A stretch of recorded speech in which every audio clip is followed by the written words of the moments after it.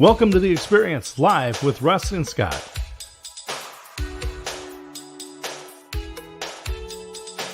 Join us every Wednesday at 7 a.m. Pacific, 10 a.m. Eastern on LinkedIn, YouTube, and Facebook. Learn more about the Experience community at our website, local.theexperience.video, and subscribe to our YouTube channel. The Experience is brought to you each week by these great sponsors. Aspects of Aging weekly talk show with Christine A. Smith. Unscripted conversations with experts. AgingBetterNetwork.com. Seattle School of Chen. Established in 2006, dedicated to promoting Chen family-style Taiji Quan in the Pacific Northwest. SeattleChenTaiji.com. The Jalot Home Team, Keller Williams, Mid-Willamette Realty. Serving Lynn, Fenton, Marion, Lane, and Polk counties. Visit TeamJalot.com. Avalos Car Media Group. Ollie and her team are helping entrepreneurs and businesses break through barriers, expand their reach, and thrive on a global scale. ACMGdigital.com. And now let's get on with the show. Hey, look at that. We're getting on with the show. I love it. Okay. Good morning, everybody, and welcome to The Experience Live with Russ and Scott. Yes, we have a lot of fun, and I'm just laughing at myself, and that's a good thing. You know, sometimes, Scott, we just have to chuckle at ourselves. It makes life so much easier. Yeah, you know, if we can be our own entertainment, what fun. That's right. You don't have to depend on anybody else. Although I must say that on the flip side of that, it's wonderful to have people like our amazing guest, Branwyn, today that we can depend on. And like you, Scott, that I can depend on to always be there. Friends, that family that are just a blessing. And so, yes, it's good to laugh at ourselves, but yes, it's also good to have people. Well, having Branwyn on is going to be great. We always have, as we say, the most remarkable people on the planet here on The Experience Live with Russ and Scott every Wednesday at 7 a.m. Pacific time. But here it is at 9 a.m. in the Central Time Zone where I'm at. And one of our sponsors is Aspects of Aging on AgingBetterNetwork.com. People will think, remember, it used to be just shortly after this show on Wednesdays. It has moved to Monday at noon Central Time, so 10 there on the Pacific Coast. And still AgingBetterNetwork.com. I encourage people to go. There's some great topics that Christine has coming up. And if you go to AgingBetterNetwork.com, you can go to the live stream and look at the past shows. Tons of amazing topics on there about aging, which we're all doing. We are all doing for sure. You know, I want to say, since you brought that up here, I want to tell all of our amazing sponsors that, in fact, it would help for me to take that banner off real quick so we can actually see that. There we go. You know, ACMG is one of our new sponsors, and Alejandra is amazing. She's been our guest. We really highly recommend you get in touch with her. Amazing things going on there. The Jalot Home team that's been so faithful and such a blessing to us for so many years. My good friend and big brother, Daryl Willis, and Seattle School of Chen is one of our sponsors. Just amazing people, along with Christine and Aging Better Network. And so I am just so thankful. Wanted to just throw that up there real quickly and thank all of them for being part of all that we do. And and if other people have businesses that would like to get on as a sponsor, contact myself or Russ.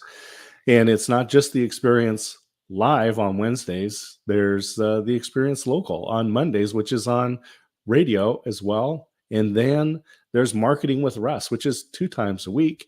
And then the Russ Reels panel discussion, just some remarkable stuff. You've got a great discussion coming up about abundance and scarcity, and that is tomorrow afternoon at 4 p.m.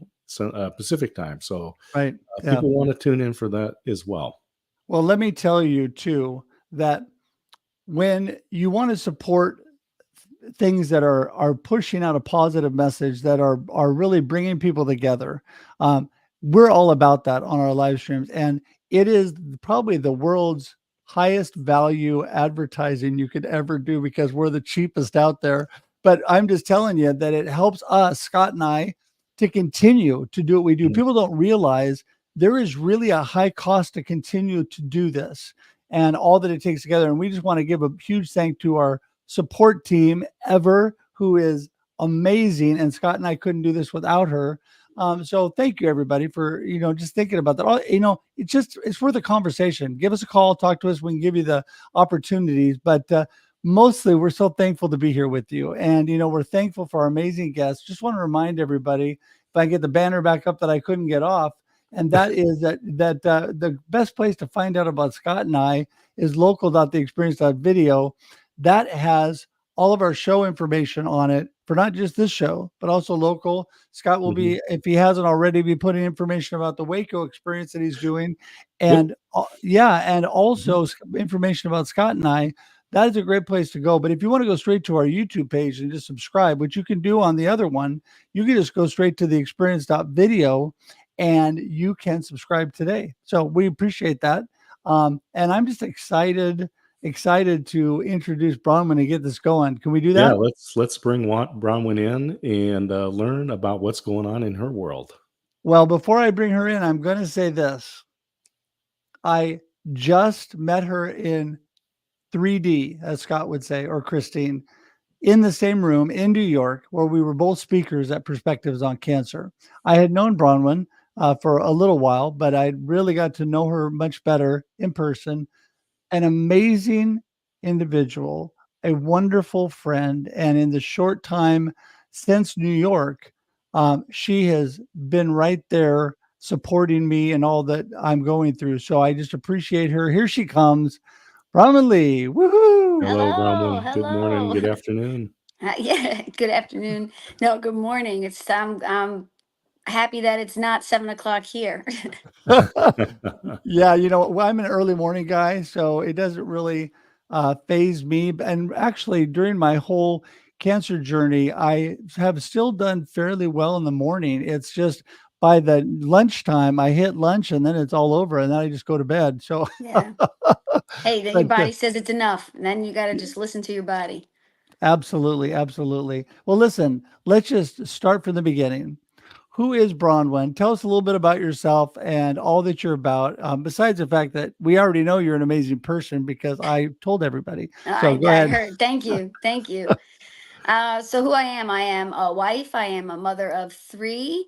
I am a lunch packing, snack making, book reading, beach loving person who also happens to be a cancer survivor, breast cancer survivor. I never thought it would be me. But here I am now, being as big of an advocate as I possibly can for everyone. Um, but yeah, I was always high energy, on the go. I was in a very stressful, fast moving sales job that pretty much consumed me. And after I stopped working, I realized how much it consumed me. I never really noticed it. My family noticed it, my friends noticed it, but it was just like, I got to keep going, I got to keep going. And for me, it was, I've always been like that. So wasn't, anything out of the ordinary. But once I started really looking at myself and thinking, like, what the heck's going on? Then all of a sudden, I know the day before my 40th birthday, I just happened to move my arm and I felt a lump. And in that instant, I can't even explain it, but I knew it was cancer. I knew, I felt it in my core. I, I just knew it. And from that moment on, nothing else mattered except me. And I didn't feel like selfish. I didn't feel anything. I just knew I needed to figure out what was going on and go on from there. And work completely took a back seat. Everything about work was not even one of my first 10 thoughts. So I think it put a lot of things into perspective right there. So I'm still learning. I'm still learning how to navigate life with this kind of a black cloud over my head of worry that sometimes explodes with rain that I can't help. But I'm learning and meeting people like Russ and Tim and everyone. I mean, if there could be a silver lining for cancer, I'm telling you, this is it. I never met such a wonderful community that I never would have met if I didn't have cancer. So I guess for that, I'm thankful, because these are lifelong friends that I've made, and it's just incredible. So I'm thankful for you guys.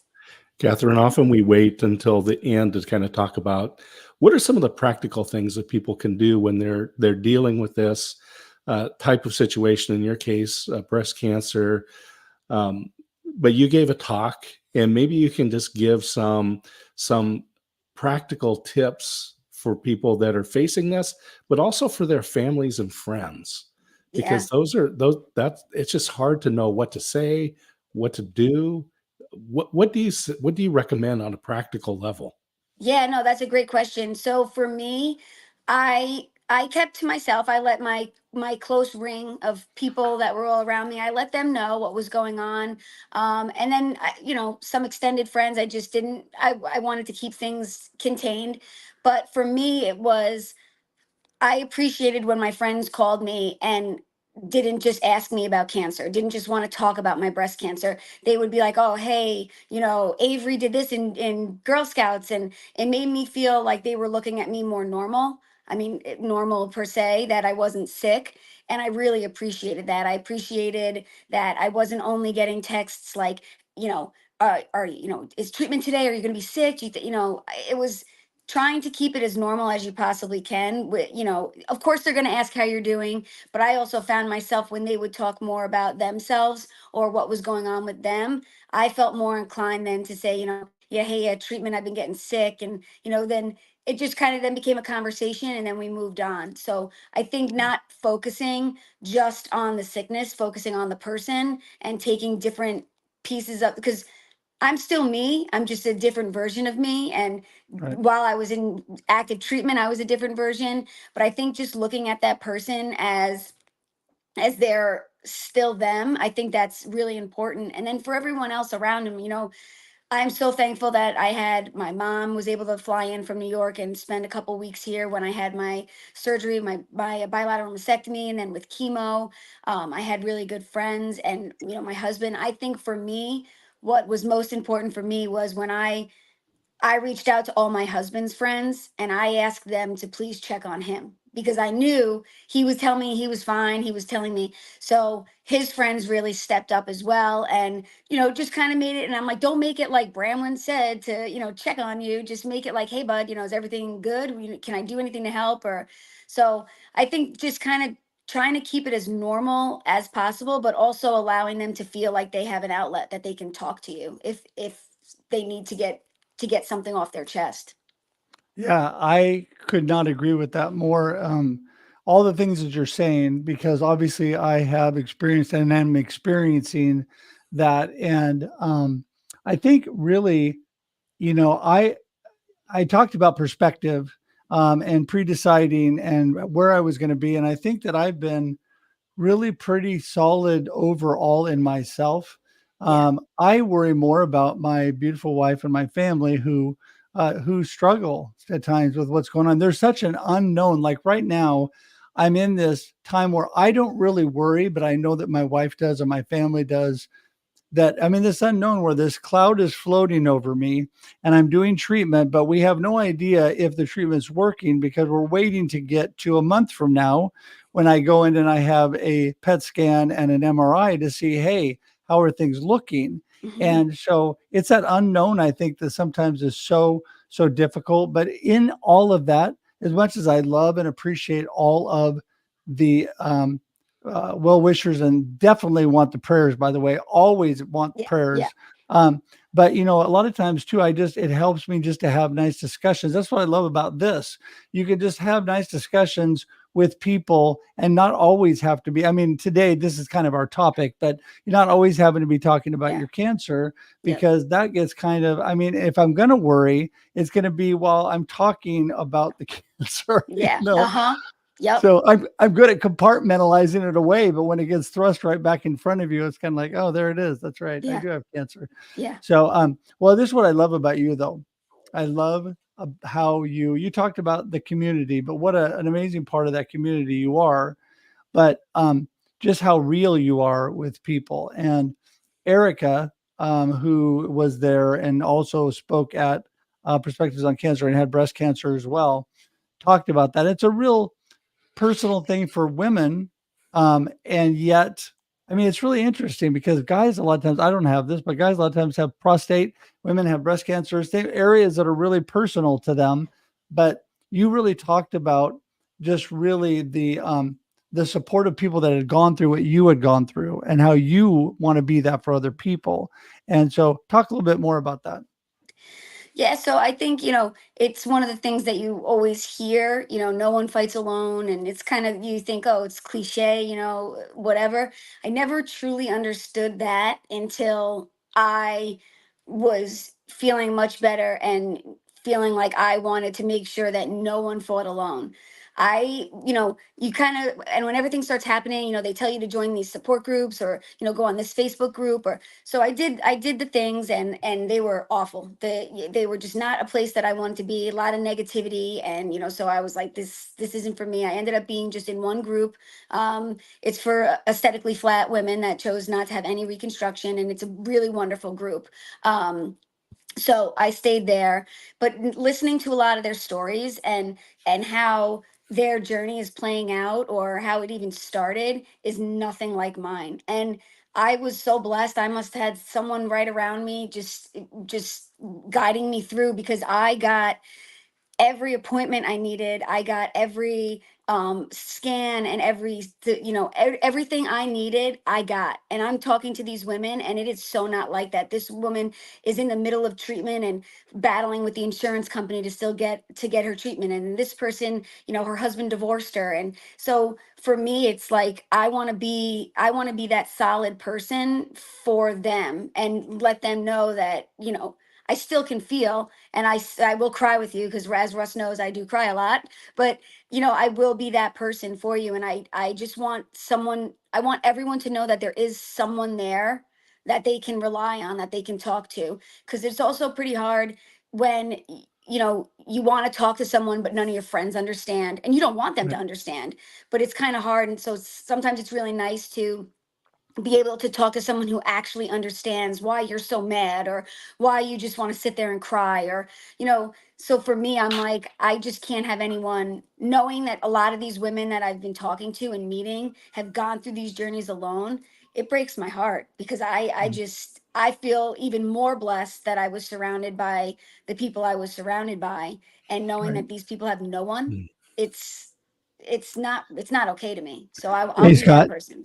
Go ahead. Go if ahead, you don't Keith. mind, I jump in because Please. I just want to say a couple things. First of all, yes, I have found that whether it was going through Alzheimer's, dementia, and cancer with my parents, or my own cancer, a lot of the support groups are just horrible, really. I mean, they're just so negative, and I don't even go there. My beautiful wife looks at these, and it's just like, yeah. Anyway, I found positive community like Perspectives on Cancer, right? Yep. Like Kicking Cancer, like things that I'm doing, and Yep. people that are super supportive. But this is the thing that I would say to everybody in your life, whether you're going through cancer or not. What you just said about being there, being supportive, because some people are having a rough time. I tell you, I am with you 100%. I'm also very blessed. I mean, from the time I was a child, I had a great childhood. When I got cancer, I got everything that I needed quickly. I've had good insurance that's helped take care of things. It's still costly. I'm not gonna say it's not, but I mean, I had things there.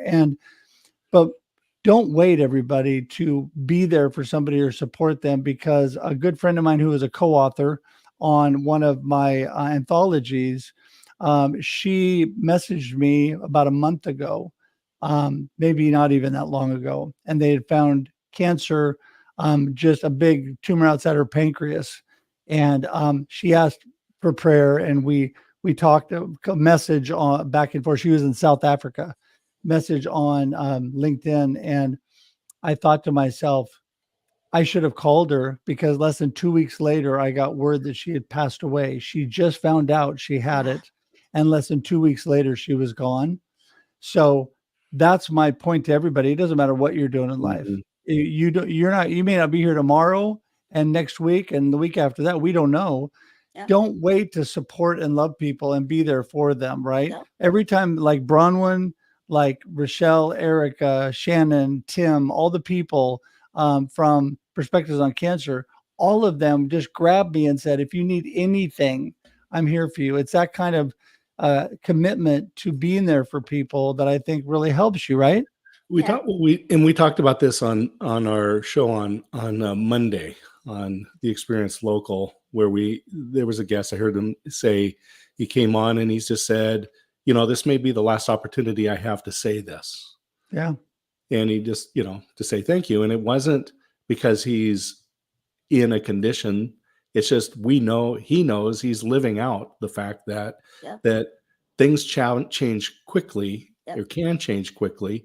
And we also often talk about isolation being the killer, whether you're in a business, whether you're going through some sort of trauma, or whatever those things are happening in your life. Isolation is the killer.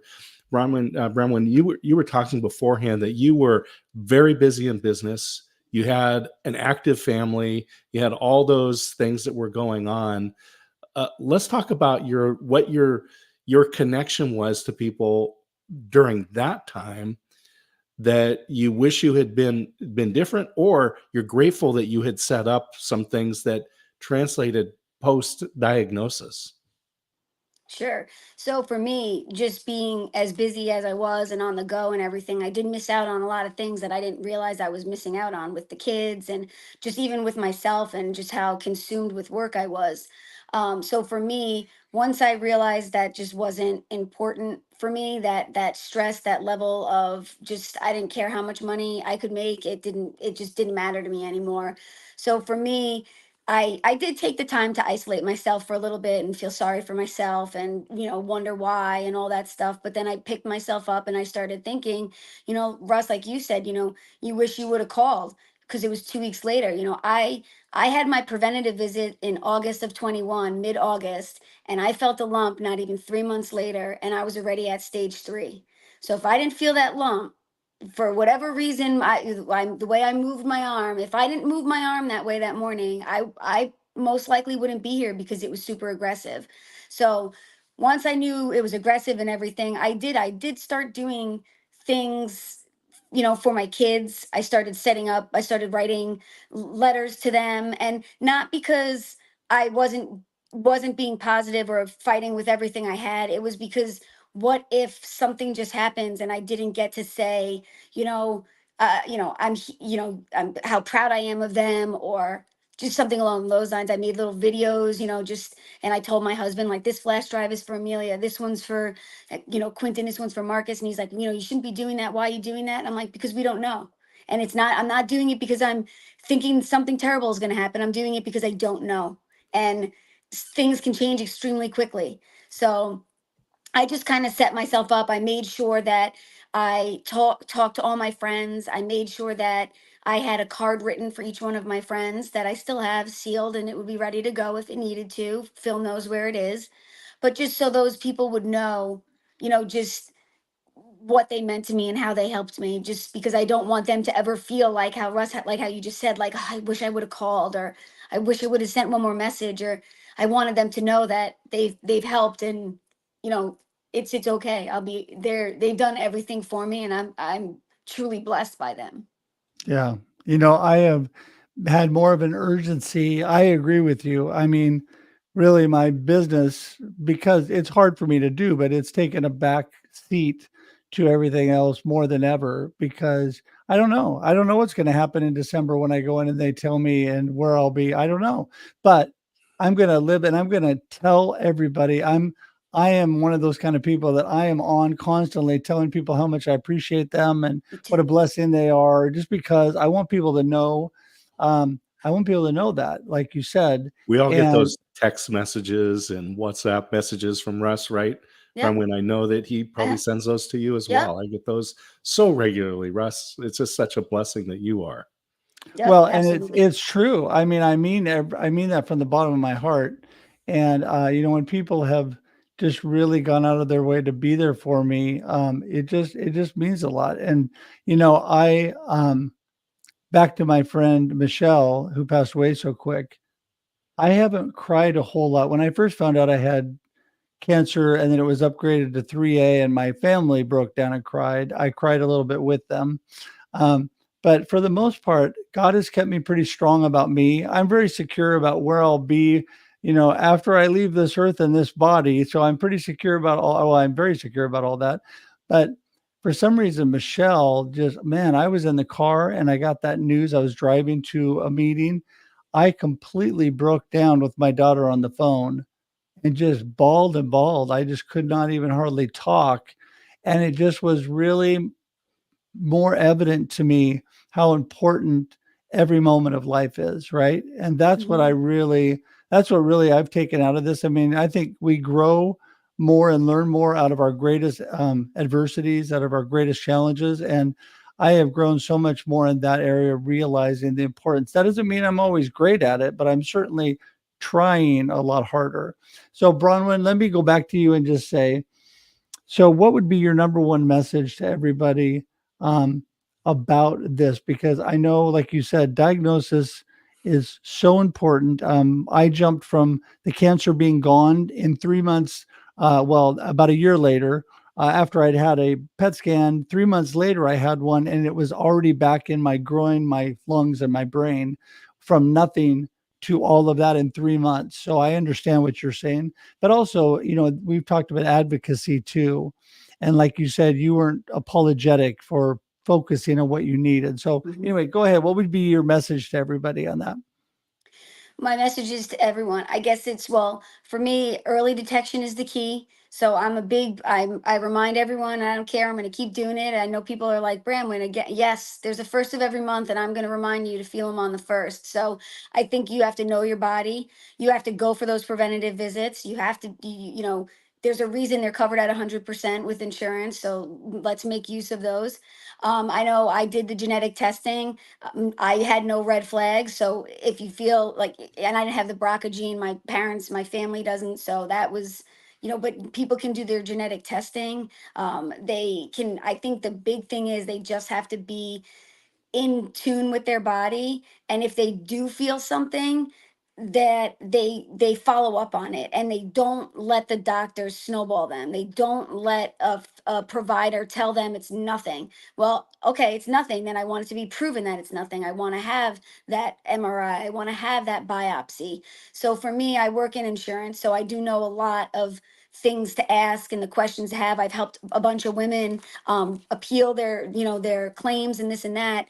But I think the biggest thing is the intimidation that people get from the doctors when they go in and they're told it's nothing. And I tell them they can't tell you it's nothing, because you're there for a reason, and they have to advocate for themselves. And it's different because you're not taught that. You're taught to go to the doctor, you're taught to listen to your doctor, and you're taught to, go on your merry way and this and that. But once you start giving a little pushback, they get a little bit surprised. But then I also think then you need to find a new doctor. I think you need to find the team that supports you and listens to Yeah. you. And, I had a scare a couple months ago where I felt a lump, and I immediately hopped on and I messaged my surgeon, I messaged my oncologist, and I was in the next day. She had me come in, and I didn't have an appointment. I had to wait. I didn't care. So she immediately took me in. And I think that people need to realize that just because they have been with one doctor for a very long time, or one OB for a very long time, it doesn't mean you can't find someone new. And there Right. is a whole bunch of people that can help point you in the direction of where to go and how to find the right provider, how to talk to a provider, and how not to be snowballed. Because a lot of these women I talk to, it's like they don't even have a voice. And if they can't have a voice, I'm gonna have a voice, because I am a loudmouth New Yorker, so I will have that voice for them. Well, So in Russ's story illustrates too that what you know about cancer treatment is probably wrong, mhm, because the medicine and the science has been advancing so fast. Russ, you had a person that had a very similar melanoma. Treatment was very different from that person mhm, to you, mhm. and in a very relatively short time. Yeah. Well, I mean, I don't know if you know Terry Tucker, Bronwyn, but he had melanoma on his foot, just like me. Lost his foot, lost his leg below his knee. He's going through experimental treatment to this day, but it was 11 years before me. But just to show how much is advanced, yes, but that all those things can still happen, because Yep. clearly my most recent diagnosis with all the modern medicine, it's still moved. And so when you get something aggressive, like the melanoma I have is very aggressive, and it really, you find out a lot, and you need to learn about things, everybody, when you're going through things, whether it's cancer or something else. But I found out that it's very strange that melanoma is pretty, usually good, often goes to your brain. And I thought that is the weirdest thing I've ever heard of. But it does, especially when it started on the bottom of my foot.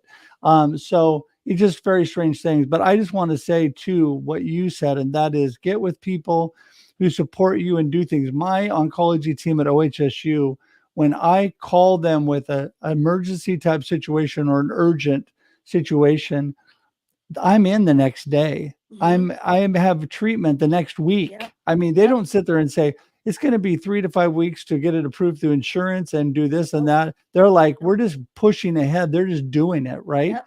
Yep. And I love that about them, because I've got a lot of stories about OHSU, but they are take care of the person first, worry Yep. about the money later.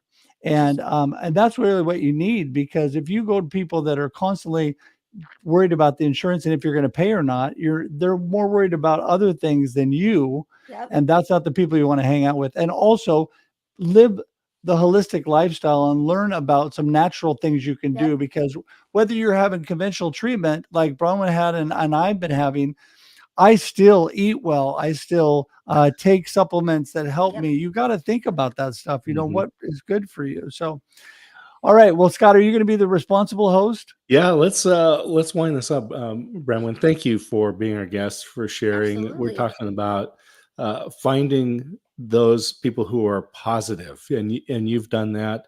So if people want to contact you, maybe bring you in as a speaker, Sure. and just share some final thoughts with everybody.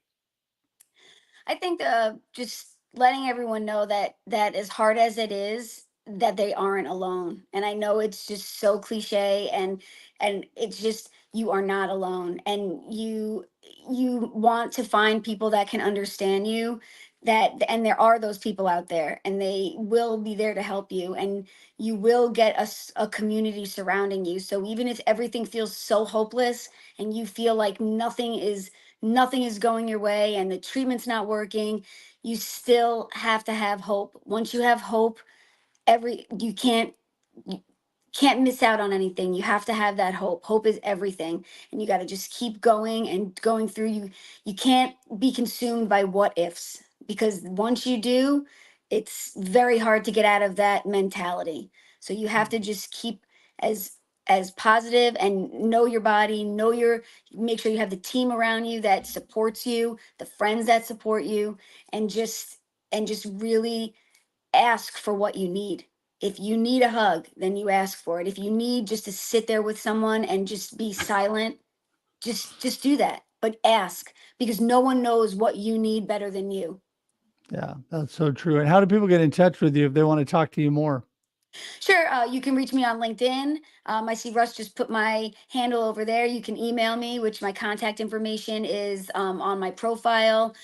Yeah, I would absolutely, if anyone wants to talk or anything, I'm more than happy to be here for them, for a loved one. I know my husband has talked to a couple people too, so if anyone needs, a different perspective from a caregiver, we can absolutely help there too.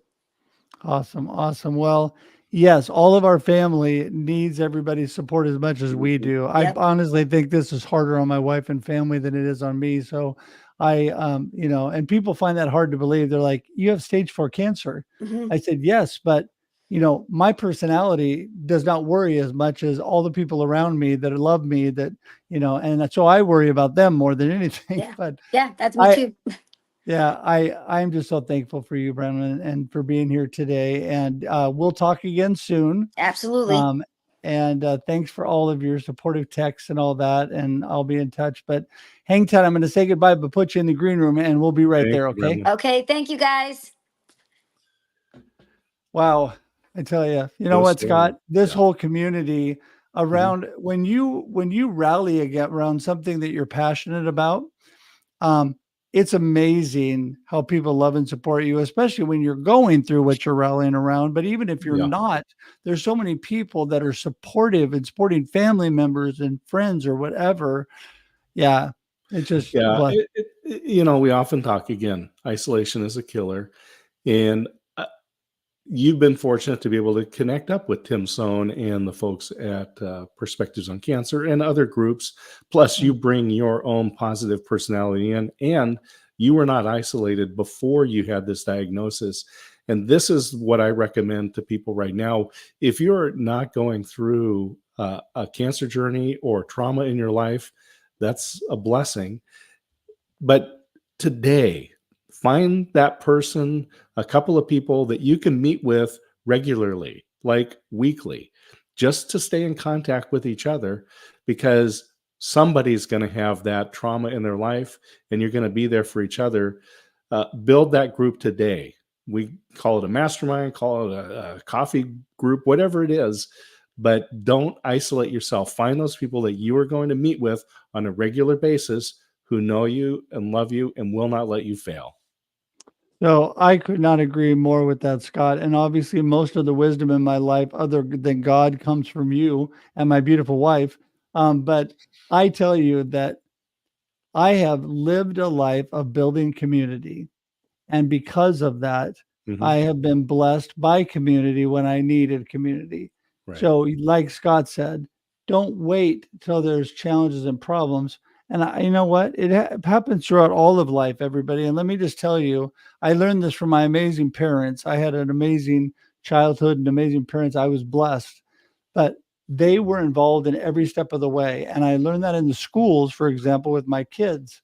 Just a note to everybody, when you get involved and you get to know people and you show them you care and you support them when nothing is wrong, when something is wrong, they perk up immediately and come to your defense or come and help you.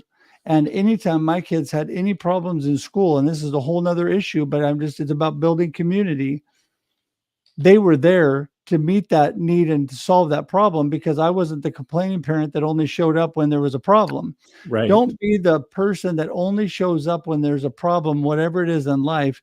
Don't be the one that shows up and says, I'm sick and I have all these problems and woe is me, when you've never supported other people that had the same issue. Do it now, like Scott said. Scott, I'm with you 100%. That is a blessing.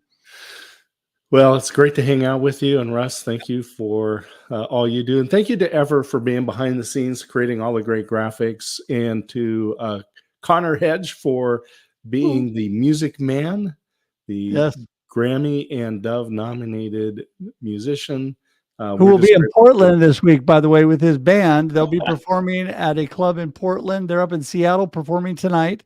They'll be in Portland on Friday, which we'll all go see them with our family and friends. And then they're going to be in Vancouver, BC right after that. So what a blessing for him. So if you can't go, follow the hashtag Russ Selfie to make sure, because Russ is going to be posting those all over the place. There you go. Follow that and you'll see them. So with that, we're going to say goodbye. Thanks everybody for being here. Remember, we're here every Wednesday, 7 a.m. Pacific Standard Time now for your viewing and listening pleasure. And it also converts to audio podcast, iTunes, Spotify, Amazon, whatever your favorite platform is. Please connect with Scott and I, russhedge.com for me, D. Scott Smith for him. And most of all, if you want more information about everything, you can go to local.theexperience.video and find out, even subscribe to our YouTube page. We would love that.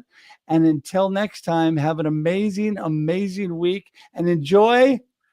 Say, I love you to someone close and enjoy the experience. There you go. Bye, everybody. See ya. Thanks for tuning in to The Experience live with Russ and Scott. If you enjoyed today's show, please share it with others, post about it on social media, or subscribe on YouTube. See you next time.